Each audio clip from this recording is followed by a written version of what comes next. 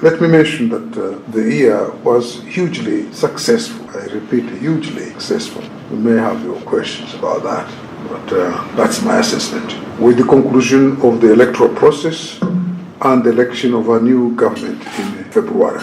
However, we cannot ignore the challenges that still exist, that continue to put the lives of innocent Somalis at risk on a daily basis.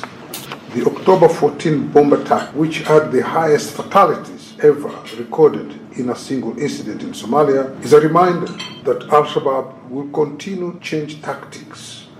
The UN Security Council Resolution 2372 of 30th August of this year extended AMISOM's mandate to 31st May 2018 and authorized troop reduction starting this December and gradually thereafter as the federal government of Somalia progressively takes over AMISOM tasks. As was discussed during the London conference on Somalia last May, specifically 11th May, strengthening of the national security can be achievable through several factors, among which, and the most critical, a sustainable security reform, inclusive and stable politics and economic recovery. The civilian unit of AMISOM will continue to provide technical support to the federal government of Somalia and the regional states, support reconciliation efforts, and the institutions of parliament.